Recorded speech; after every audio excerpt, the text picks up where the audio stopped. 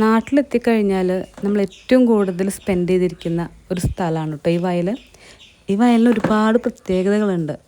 എൻ്റെയൊക്കെ ചെറുതിൽ എൻ്റെ അമ്മയെല്ലാം കൃഷിക്ക് പോയിരുന്നത് ഈ പറമ്പിലായിരുന്നു. ഞാറ് നടാനും അതുപോലെ കൊയ്ത്തിനും. അപ്പോൾ അമ്മയുടെ കൂടെ നമ്മളും പോകും, ഞാനും എൻ്റെ ഏട്ടന്മാരും പോകും. എന്തിനാന്ന് വെച്ചാൽ അമ്മ കൊയ്തു വയ്ക്കുന്ന കറ്റയെല്ലാം കളക്ട് ചെയ്തിട്ട് കൊണ്ടുവയ്ക്കാൻ വേണ്ടിയിട്ട്. പിന്നീട് അതിന് ശേഷം നമ്മൾ കുറച്ചൊക്കെ വലുതായപ്പോൾ ഈ കൃഷിയെല്ലാം കഴിഞ്ഞാൽ ഏട്ടന്മാർ കളിക്കാൻ പോകുന്ന, അവർക്ക് ക്രിക്കറ്റും ഫുട്ബോളും കളിക്കാനായിട്ട് പോകുന്നൊരു സ്ഥലമായിരുന്നു. പിന്നീട് എൻ്റെ കസിൻസ് എല്ലാം ഈ പാടത്തിൻ്റെ സൈഡിലായിട്ട് വീട് വെച്ചു. അപ്പോൾ അവിടുത്തെ പിള്ളേരൊക്കെ ആയിട്ട് കളിക്കാനായിട്ട്, അല്ലെങ്കിൽ നമ്മുടെ ഒഴിവ് സമയമൊക്കെ നമ്മൾ ഇവിടെയാണ് കേട്ടോ കൂടുതലും ചിലവാക്കിയിട്ടുണ്ടായിരുന്നത്. പിന്നെ ഈ കാണുന്നതുണ്ടല്ലോ, അതൊരു മാവും തോട്ടമാണ്. എൻ്റെയൊക്കെ ചെറുതിൽ അമ്മയൊക്കെ ഭയങ്കര പേടിപ്പിച്ച് നിർത്തിയിട്ടുണ്ടായിരുന്നു. കാരണം അവിടെ പോകാൻ പാടില്ല, അതിൻ്റെ ഉടമസ്ഥനൊരു തോക്കുണ്ട്, അങ്ങോട്ട് ചെന്ന് കഴിഞ്ഞാൽ നമ്മൾ വെടിവെക്കുന്നൊക്കെ. അപ്പോൾ നമുക്കവിടെ കയറണമെന്ന് ആഗ്രഹം ഉണ്ടെങ്കിലും നടക്കാറില്ലായിരുന്നു. അപ്പം അങ്ങ് ദൂരെ കുറേ പിള്ളേർ കണ്ടോ, അവർ ക്രിക്കറ്റും ഫുട്ബോളൊക്കെ ഇപ്പോഴും എന്ത് ചെയ്യുന്നുണ്ട്, അടുത്ത ജനറേഷൻ ഇതുപോലെ ഓരോ ഗെയിംസ് എല്ലാം കളിച്ചുകൊണ്ടിരിക്കുന്നുണ്ട്. അതുപോലെ എൻ്റെ പിള്ളേരുതേ ഇവിടെ കിടന്ന് ഓടി കളിക്കുന്നുണ്ട്. അവർക്കും ഒരുപാട് ഇഷ്ടമാണ് ഈ പാടത്ത് വന്നിട്ട് ഓടി കളിക്കാൻ വേണ്ടിയിട്ട്. പിന്നെ ഇപ്പോഴത്തെ ഒരു പ്രശ്നം എന്ന് വെച്ചാൽ, അന്ന് എൻ്റെ കൂടെ ഉണ്ടായിരുന്ന കുട്ടികളൊന്നും ഇവിടെ ഇല്ല. അവരെല്ലാം ഇതുപോലെ കല്യാണം കഴിഞ്ഞ് പോയതുകൊണ്ട് ഈ പാടത്ത് വരുമ്പോൾ അവരൊന്നും ഇല്ല എന്നുള്ളൊരു വിഷമം മാത്രമേ ഉള്ളൂ.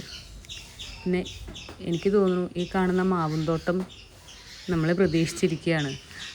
മുന്നേയൊക്കെ നമ്മളിതുപോലെ കയറി ഇറങ്ങിയിട്ട് ഫുള്ള് വഴിയാക്കി വെച്ചിട്ടുണ്ടായിരുന്നു. ഇപ്പം ആരുടെയും കാൽസ്പർശം ഏൽക്കാത്ത അതിങ്ങനെ കാട് പിടിച്ച് കിടപ്പുണ്ട്. വീട്ടിലോട്ട് പോകാമെന്ന് പറഞ്ഞപ്പോൾ കുറച്ച് നേരം കൂടി കളിച്ചിട്ട് വരാമെന്ന് പറഞ്ഞിട്ട് ഇവരെന്തൊക്കെയോ കളിച്ചുകൊണ്ടിരിക്കുന്നുണ്ട്. ഈ കാണുന്ന കുഞ്ഞിത്തോടുണ്ടല്ലോ, അത് ഇത്രയൊന്നും ഉണ്ടായിരുന്നില്ല കേട്ടോ. ഇങ്ങനെ പാലം ഇട്ട് കൊടുക്കേണ്ട ആവശ്യമൊന്നും ഉണ്ടായിരുന്നില്ല. കുഞ്ഞൊരു കൈവഴി പോലെ ഉണ്ടായിരുന്നുള്ളൂ.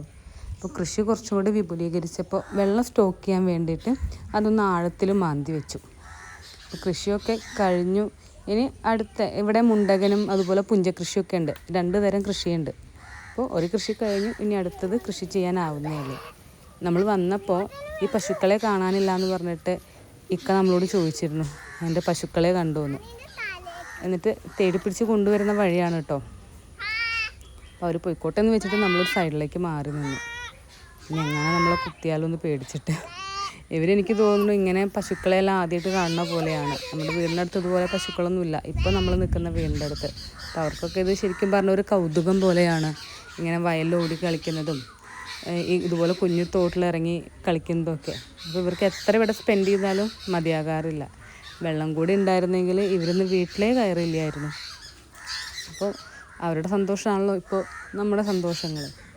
അപ്പോൾ തോട്ടിലൊക്കെ ഇറങ്ങി കയറി ഇങ്ങനെ ഓരോ കളികൾ കളിച്ചുകൊണ്ടിരിക്കുകയാണ്.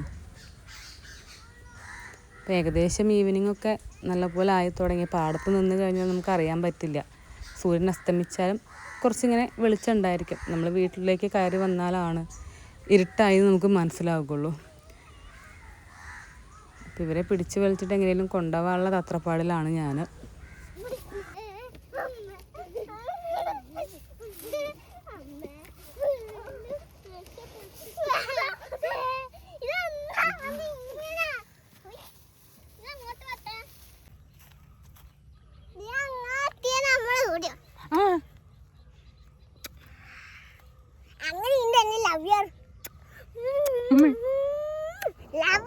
Love you.